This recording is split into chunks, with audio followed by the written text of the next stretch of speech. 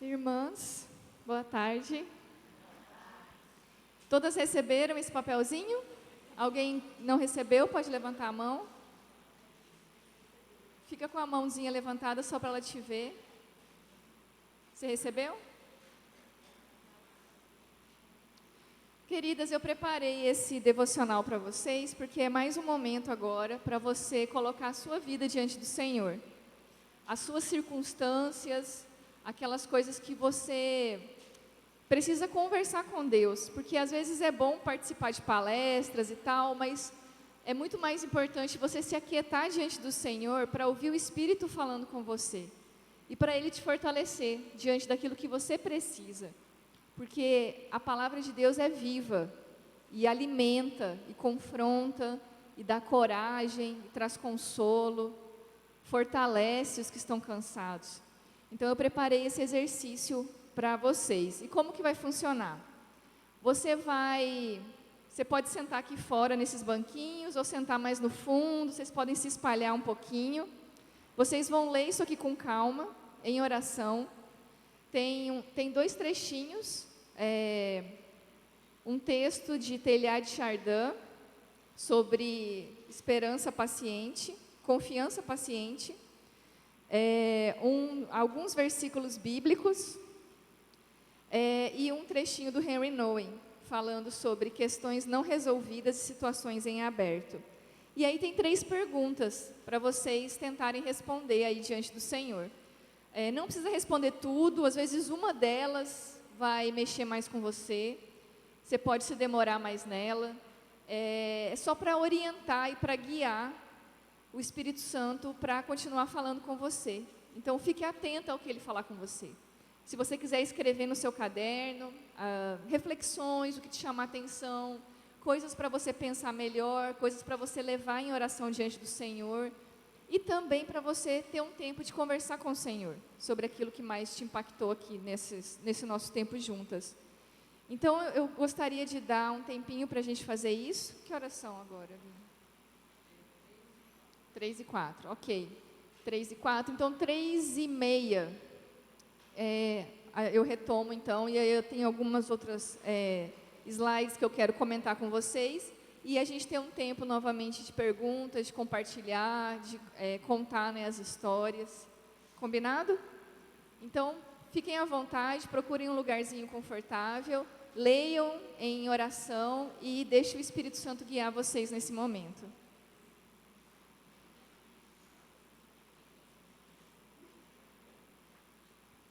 E aí, irmãs? Não deu para escrever tudo ainda, né? Depois vocês continuam, então. Volta para cá, quem está mais longe.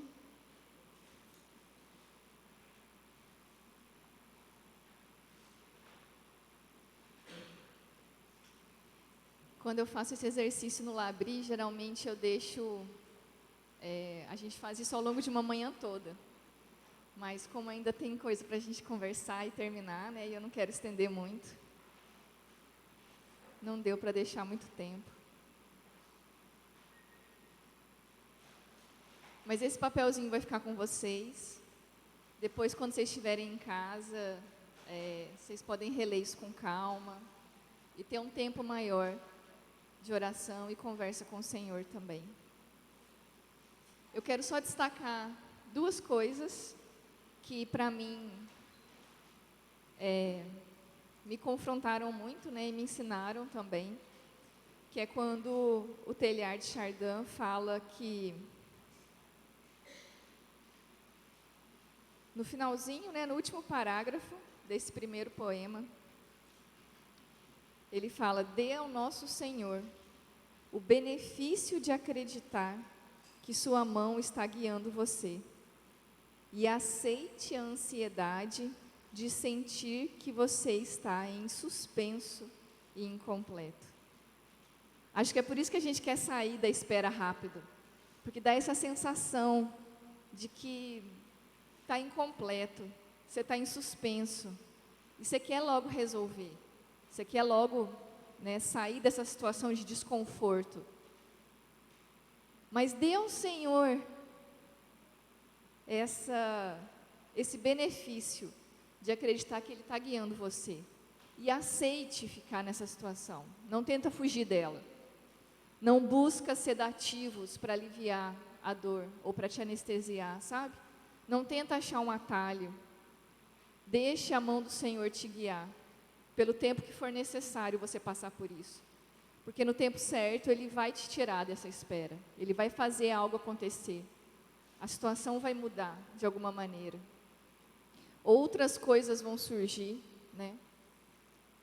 E então não tenha medo, ou se sinta culpada, ou se questione duvidando da presença de Deus, quando você se sentir suspensa e incompleta.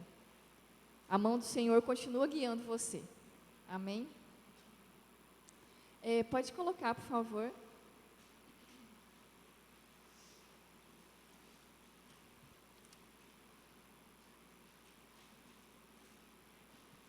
Só lembrando, então, do versículo que a gente leu ontem à noite.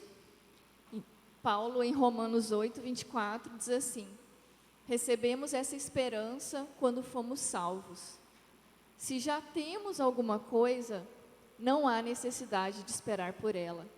Mas se esperamos por algo que ainda não temos, devemos fazê-lo com paciência e confiança. Então agora nessa tarde eu quero meditar com vocês rapidamente sobre o que significa a gente ter paciência na espera. Pode passar. Como você espera? Então a gente falou sobre o que a gente espera, quem a gente espera, e agora eu queria refletir um pouquinho sobre como a gente espera. Ontem você respondeu essa pergunta rapidamente. Às vezes você espera de maneira ansiosa, né? É desconfortável. Você se rende às dúvidas, ao medo. Você se sente inadequada, se sente culpada, como se você que estivesse fazendo algo errado por estar passando por aquela situação de espera.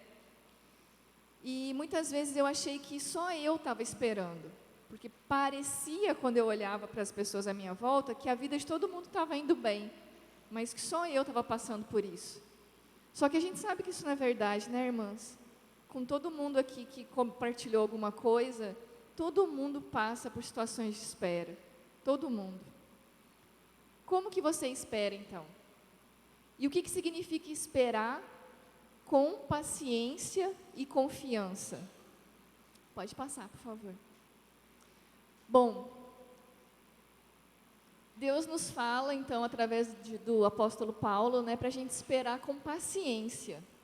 Hebreus 6,15 fala que Abraão esperou com paciência e recebeu o que lhe fora prometido. Aí a gente que leu a história, você fala assim, ele não foi tão paciente assim, né? Deu uns B.O. ali no meio.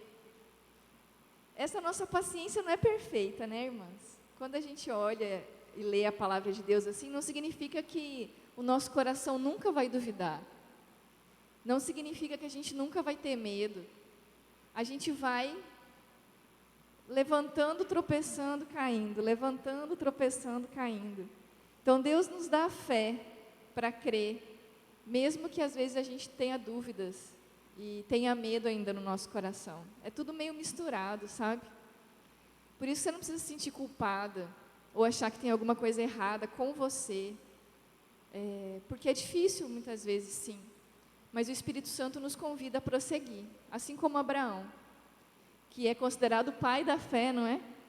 Vocês lembram? Na história de Abraão tem vários detalhes. Quando ele vai, acho que para o Egito, e aí ele fica com medo lá do rei, e aí ele finge que a esposa dele era irmã dele, lembra? Aí o rei cobiça ela, dá uma confusão. Nossa, Abraão demorou para ele aprender a confiar em Deus. Foi uma longa jornada, errando e acertando, crendo e duvidando. Então não desperdiça a sua jornada até aqui, irmã, sabe? Às vezes você se sente culpada porque você não confiou, ou você errou, e aí você está sentindo as consequências. Calma. o Senhor acolhe a sua jornada, entende?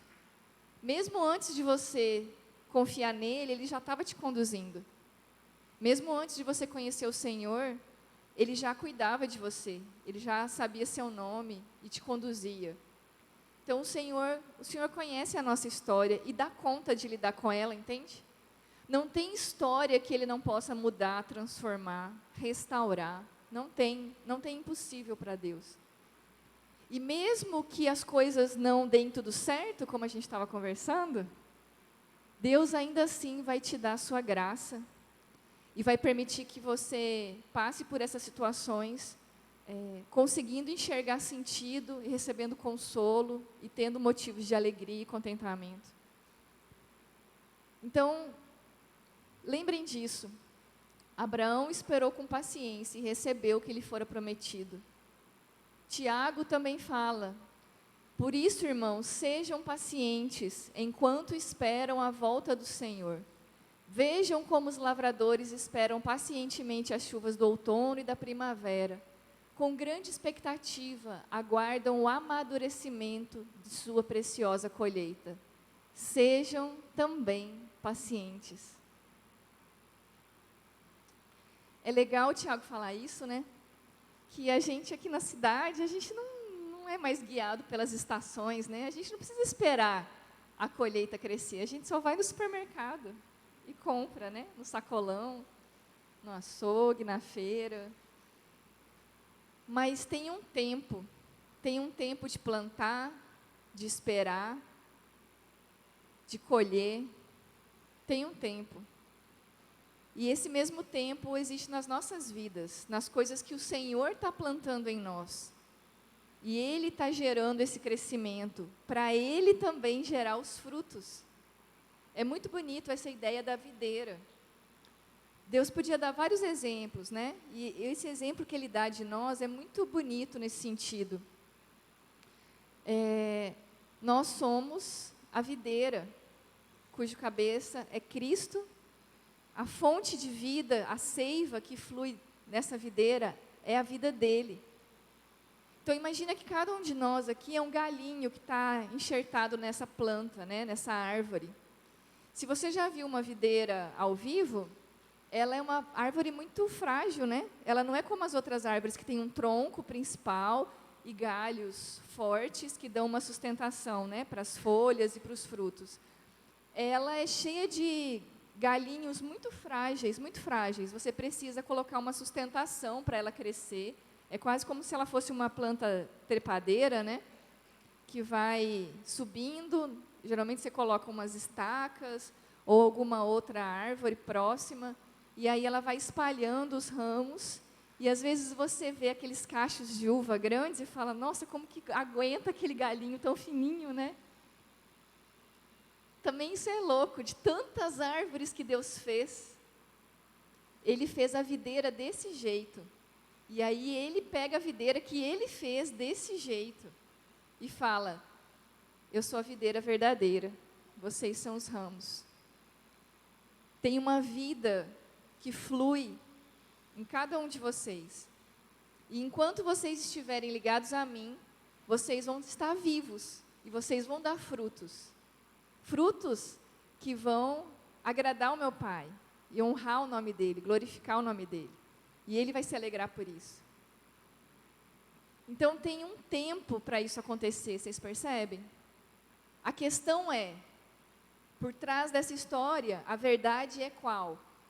Que Deus quer gerar frutos na sua videira. Deus não quer que você fique aí pastando, sofrendo, numa vida sem sentido, numa vida paralisada pelo medo, sem sonhar, sem ter vontade de fazer coisas, sem ousar. Entende? Deus quer gerar frutos. E Ele vai gerar frutos. Porque uma videira viva, saudável, que tem a vida dele, vai produzir frutos. No tempo certo, do jeito dele. Vocês percebem? Então nós precisamos de paciência para permitir que o Senhor gere os frutos que Ele deseja nas nossas vidas, no tempo certo. Mesmo que a gente passe por tempos de espera. Pode passar. A fé cristã é uma fé paciente. Esse é um outro aspecto. Quando os cristãos fazem essa virtude visível e ativa, em especial através do sofrimento suportado, eles demonstram o caráter de Deus para o mundo. Então, isso é muito interessante. Tem um livro do Tertuliano, eu acho que vocês encontram até na internet, assim, porque já virou domínio público, é muito antigo, ele é de 160 a 220. É um dos primeiros líderes da igreja, né? Após a morte de Jesus. Ele escreveu sobre a paciência.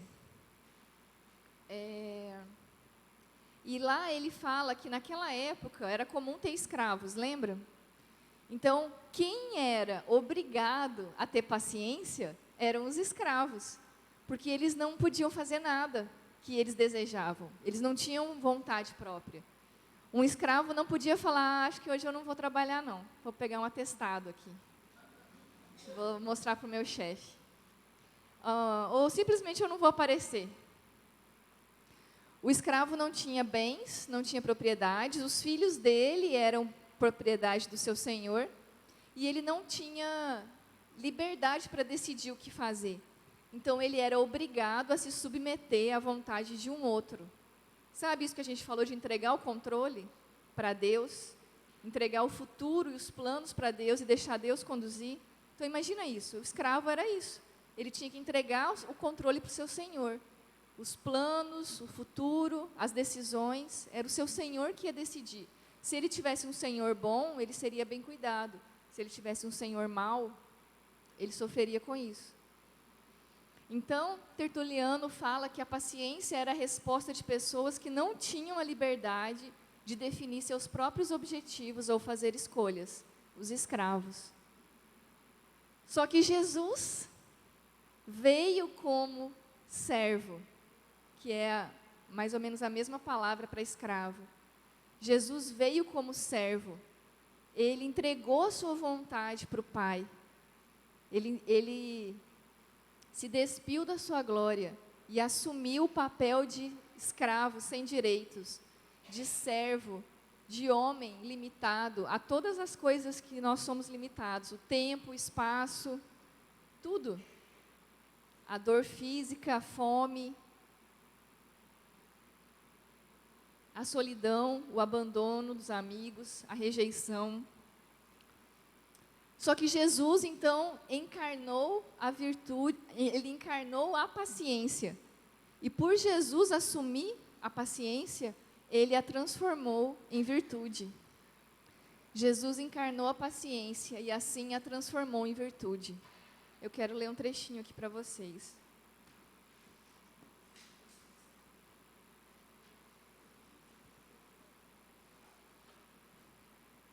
Na página 25, que é a espera de uma promessa,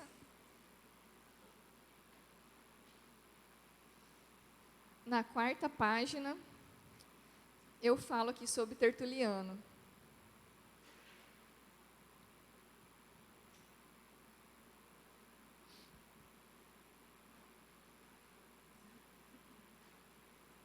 Tertuliano escreveu um tratado dizendo que Jesus encarnou a paciência e assim a transformou em virtude.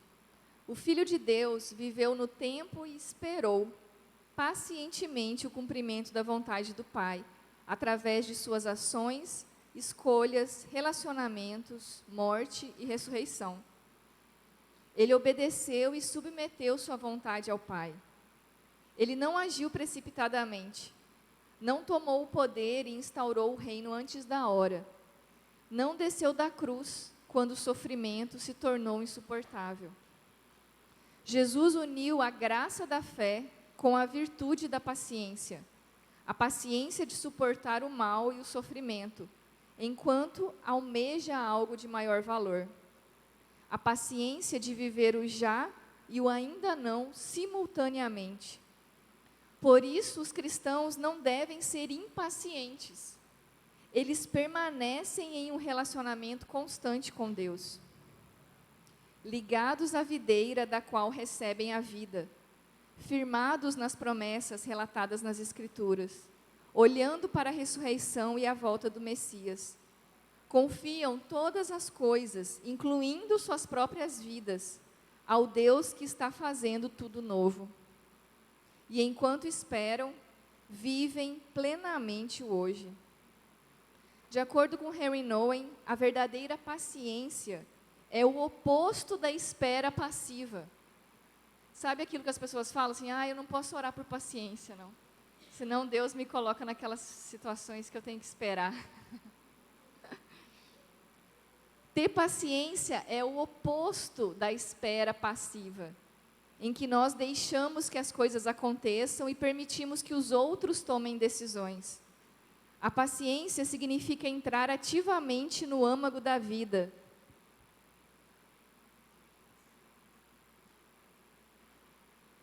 E suportar plenamente o sofrimento em nós mesmos e ao nosso redor.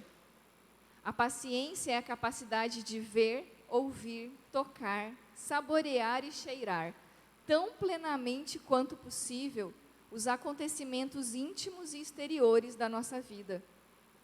É entrar em nossa vida com os olhos abertos, com os ouvidos atentos e com as mãos atuantes, de forma que realmente possamos reconhecer o que está acontecendo. Então é muito legal o Henry Nouwen trazer isso, porque assim, o que é ter paciência? Ter paciência é não fugir, é não buscar anestésicos para aliviar o que eu estou sentindo. E o que acontece quando você, às vezes, por exemplo, pessoas que bebem para aliviar a dor, elas não conseguem discernir direito o que está acontecendo, elas ficam tontas, elas perdem, às vezes, a capacidade de pensar e de enxergar quando elas bebem demais, não é verdade? Então, ter paciência é não buscar subterfúgios para aliviar o sofrimento e a dor. É viver o que está acontecendo aqui no presente. É enxergar, é perceber, é viver o que precisa ser vivido. É receber isso que o Senhor te traz para viver, dependendo dEle, confiando nele. É viver o presente, não fugir do presente. Pode passar. Esperar, portanto, não é algo que acontece de vez em quando, apenas com algumas pessoas, e que temos que evitar. Esperar é a forma que Deus escolhe para se relacionar conosco. Nosso anseio nos fará buscar a Deus e conhecê-lo em sua palavra. Nesta mesma palavra encontraremos as suas promessas para nós. Promessas de um futuro e de um presente. Então, esperar não é facultativo, né? Não, pula isso aqui da minha história, Deus. Esperar é o método que Deus escolhe para se relacionar conosco, para nos ensinar e nos transformar. E a gente tem vários tipos totalmente diferentes de esperas, maiores, menores, mais simples, mais complexas, mais passageiras e mais duradouras. Mas uma questão é, o nosso anseio por querer que essas coisas se realizem vai nos levar a buscar a Deus e a sua palavra. E nessa palavra Ele vai nos dar promessas que vão nos ajudar a manter a esperança. Porque só esperam os que têm esperança. Pode passar. Eu quero ler mais um trechinho para vocês.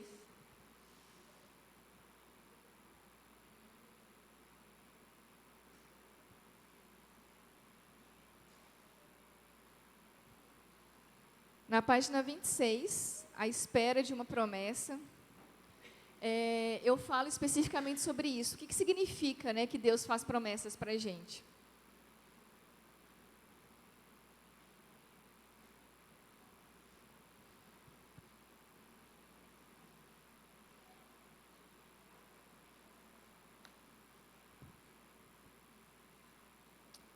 Paciência e confiança são necessárias.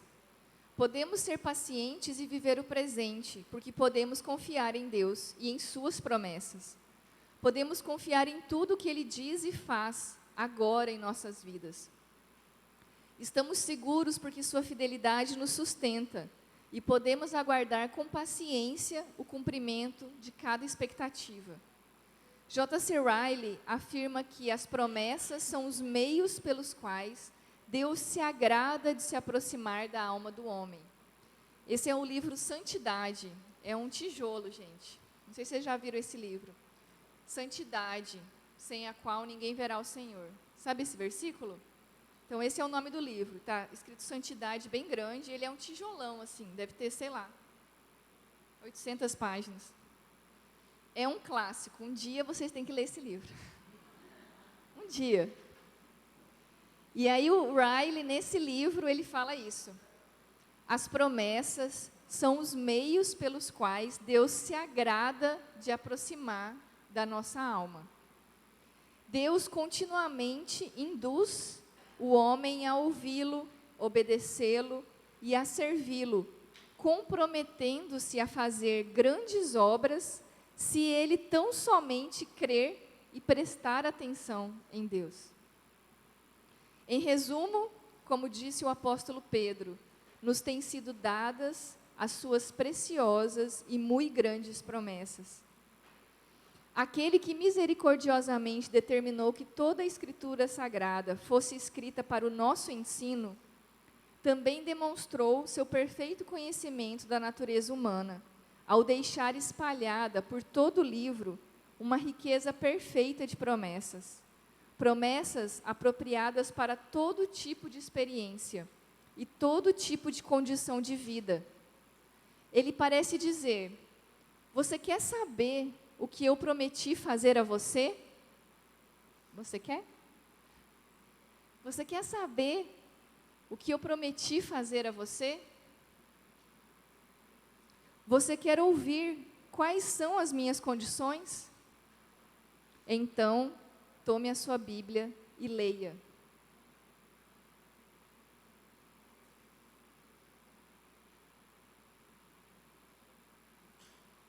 Tome a sua Bíblia e leia. Se a gente não ler, meditar, estudar a palavra do Senhor, a gente nunca vai conhecer essas promessas. A gente nunca vai saber o que Deus tem preparado para nós, o que Deus deseja fazer para nós. E realmente, Ele espalhou isso ao longo de toda a Bíblia. Tem no Antigo Testamento, nos Salmos, no Novo Testamento, várias promessas escondidas ali, sabe?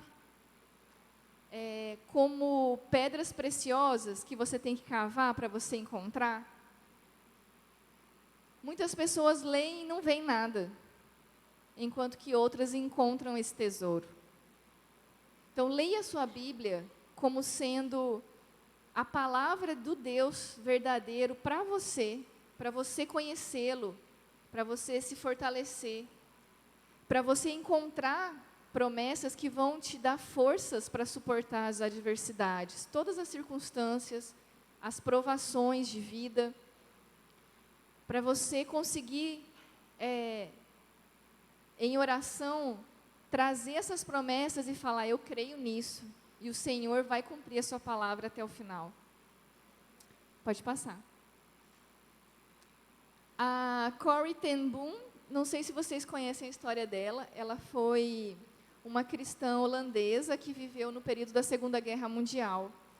E ela ficou famosa porque a família dela escondeu judeus, né, na casa deles. O pai dela era relojoeiro e ela foi a primeira mulher a ser uma relojoeira. Vocês sabiam disso? Numa época que mulheres não trabalhavam com esse ofício, o pai dela ensinou ela e ela se tornou a primeira mulher relojoeira da Holanda. E eles eram cristãos piedosos, reformados, que viram, né, toda aquela confusão do nazismo ali e entenderam que aquilo estava errado e esconderam muitos homens, mulheres e crianças na casa deles. Eles tinham portas secretas, armários grandes, né? E ela escreveu um livro que ficou conhecido como Refúgio Secreto. Até que alguém fez uma denúncia, todos eles foram presos, ela e a irmã foram mandadas para um campo de concentração. A irmã faleceu nesse lugar e ela foi solta por engano, parece que foi um erro lá burocrático, e aí ela foi solta, enquanto que todas as outras mulheres que estavam com ela foram assassinadas. E aí, enfim, ela ficou dando entrevistas, escreveu outros livros, tem muitos livros dela, além do Refúgio Secreto.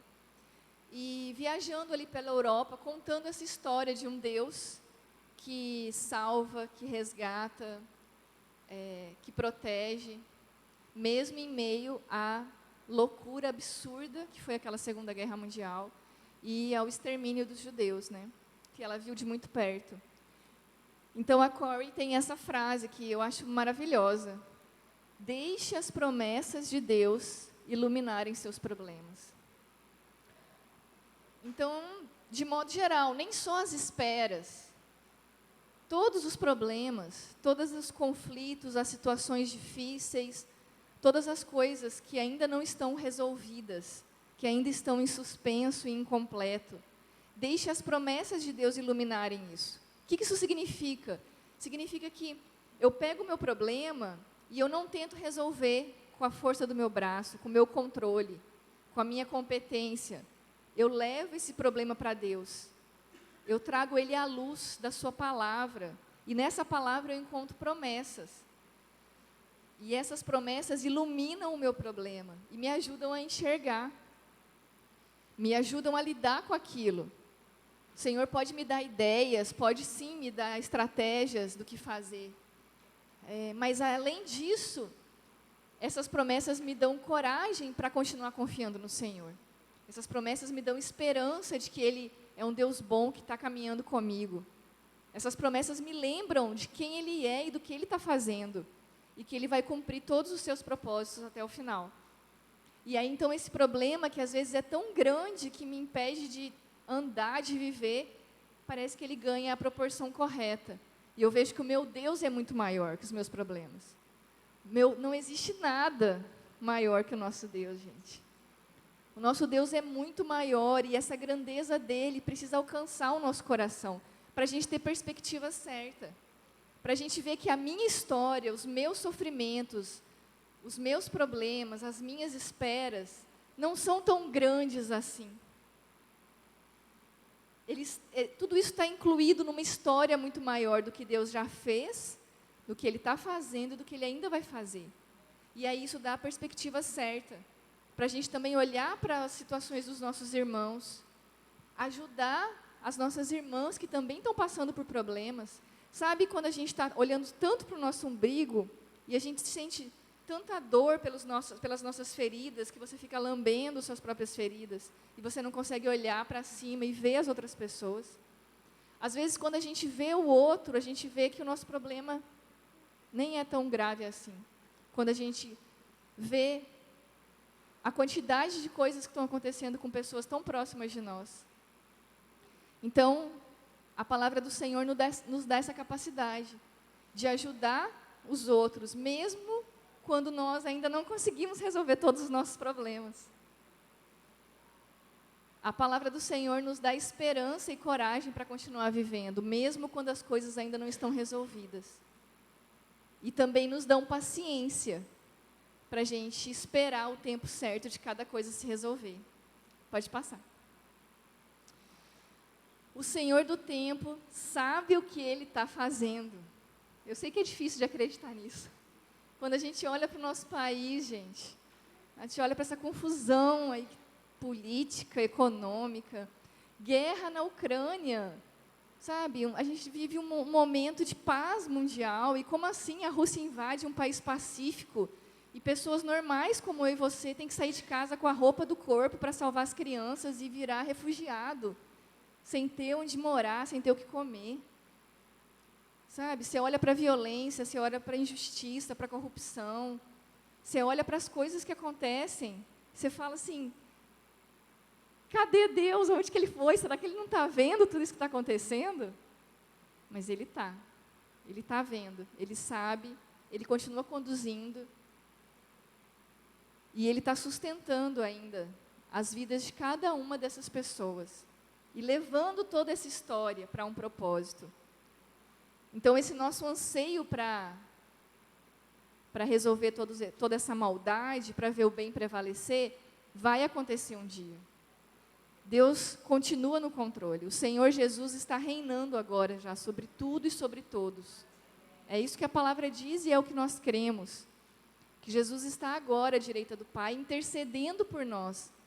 Então, Ele sabe o que é sofrer, porque Ele sofreu. E Ele está à direita do Pai, intercedendo por nós, nos ajudando a lidar com as situações que a gente enfrenta aqui também. Então, na página 39, eu quero ler um trechinho para vocês.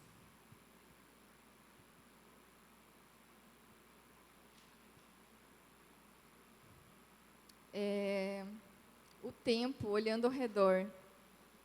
O último parágrafo dessa página 39 fala assim: Deus sabe exatamente o que Ele está fazendo na vida e no tempo de cada um de nós. Ele não se atrasa, nem se adianta na realização de nenhum evento. Você já pensou nisso? Um dia eu vi uma piada, tipo uma charge, assim, né? Aqueles desenhos que fazem Deus como se fosse um velhinho de barba. Aí ele estava assim, né? Um velhinho de barba, meio que ocupado, fazendo alguma coisa lá no céu. Aí chega um anjo e fala assim: o que é essa fita vermelha aqui? Aí Deus olha: esqueci de uma coisa, e sai correndo. E aí ele segura a mão de Abraão, na hora que ele ia matar o filho. Você imaginou isso? Deus lá distraído. E aí ele não vê uma coisa importante que está acontecendo com você? Não tem como, gente. Não tem como isso acontecer. Deus não se atrasa, nem se adianta na realização de nenhum evento. Imagina Deus ansioso. Eu quero fazer logo, eu quero fazer logo, eu quero fazer logo. Mas não pode fazer ainda, não é a hora. Mas eu quero fazer, eu quero fazer, eu quero fazer. Aí ele faz e aí, nossa, não era a hora, e dá errado. Ele não se atrasa, ele não está ocupado, ele não está distraído, nem é ansioso para resolver logo. Claro que ele quer resolver logo, no sentido de que ele quer destruir o mal completamente. Se isso nos incomoda, imagina Deus, gente, que é santo e bom e justo. É claro que Ele quer ver o mal completamente eliminado. É claro que Ele quer ver o pecado totalmente fora da sua criação. Mas Ele não é ansioso. Deus pacientemente conduz a história de cada uma de nós. E todas essas histórias estão tecidas aí, né, nessa obra de tapeçaria. Deus, na sua providência e soberania, controla e organiza os tempos de todas as coisas. Absolutamente nada acontece em vão, ou deixa de acontecer por descuido.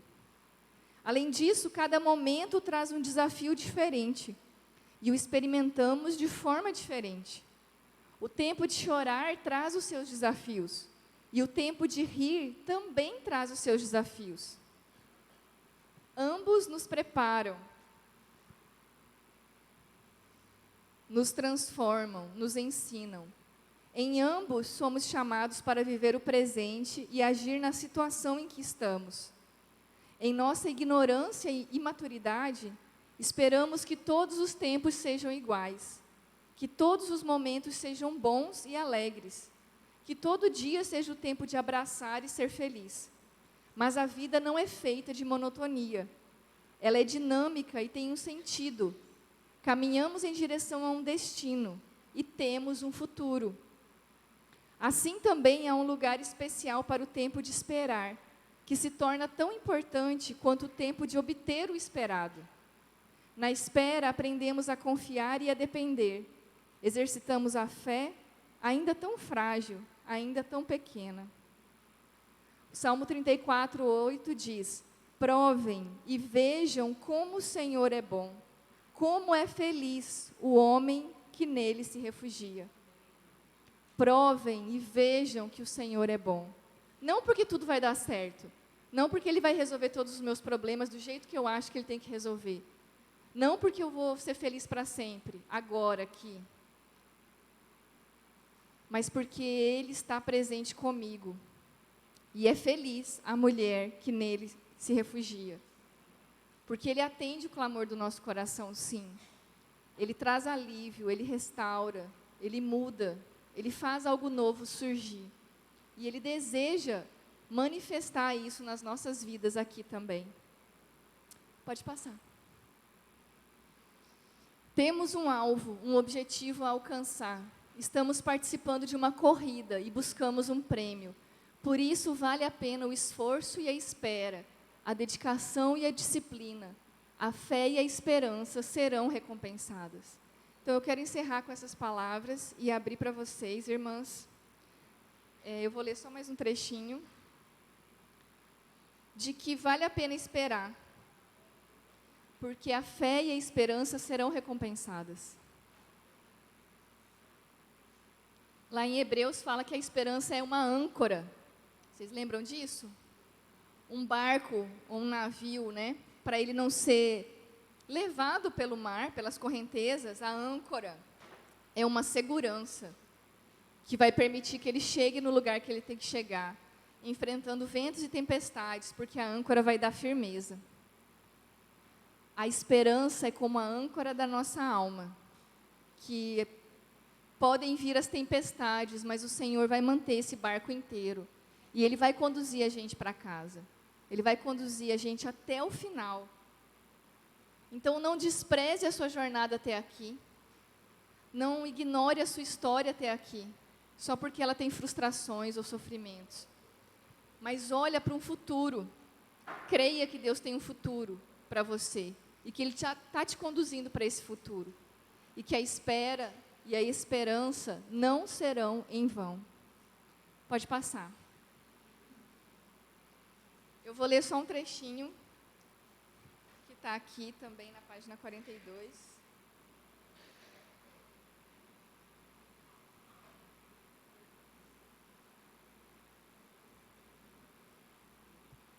Na página 41, eu quero finalizar com esse trechinho aqui. O tempo olhando ao redor.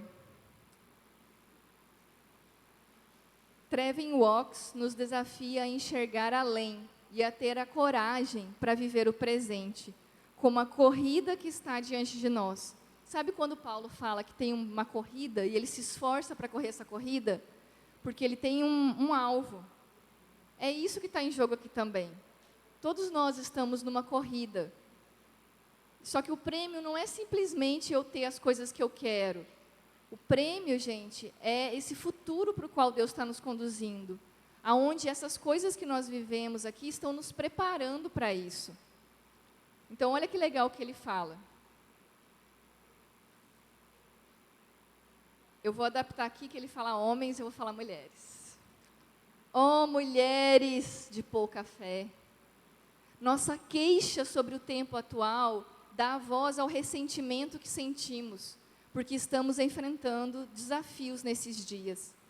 Essa queixa diz a Deus: você me colocou no tempo e no lugar errados.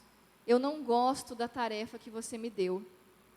A qual imagino Deus dizendo: minhas preciosas filhas, este é o seu tempo. E então, todos os santos que se aglomeram nas arquibancadas do grande Coliseu Celeste, as testemunhas fiéis escondidas pelas nuvens, levantam-se, animam-nos e dizem: pare de resmungar sobre a corrida e comece a gemer em antecipação da vitória. Corra! Este é o momento de saborear a tensão, de se alegrar com o trabalho e de ver as barreiras como pontos de referência. A glória de correr a corrida é que ela é difícil. Mas a gente já sabe o final dessa corrida. O Senhor já garante que vai dar tudo certo no final. E nós vamos viver felizes para sempre. A gente sabe qual que é o final dessa corrida. Mas até lá tem muita coisa para a gente viver. Então não desanimem. Não desanimem. Corram a corrida que é colocada diante de vocês. Amem essas pessoas que Deus colocou na sua vida. Cuidem das suas casas, das suas famílias. Trabalhem nos seus trabalhos, se esforcem, façam tudo com cuidado. Estejam presentes na igreja, sejam igreja. Cuidem uns dos outros, carreguem os fardos uns dos outros. Para de resmungar. Corre, corre. Tem uma vida acontecendo agora. O Senhor Jesus está com a gente. Ele já passou por tudo isso, entendeu? E Ele está com a gente, intercedendo por nós. O Espírito Santo habita em nós. Ele dirige os nossos passos, nos dá discernimento, sabedoria e encorajamento. Então não tenha medo. Para de deixar o medo te paralisar. Agora é hora de correr. Tirar o peso que embaraça os nossos pés e que atrapalha a gente de correr a corrida que está diante de nós. Porque tem muita vida para ser vivida. E isso é só o começo, meus irmãos. Amém.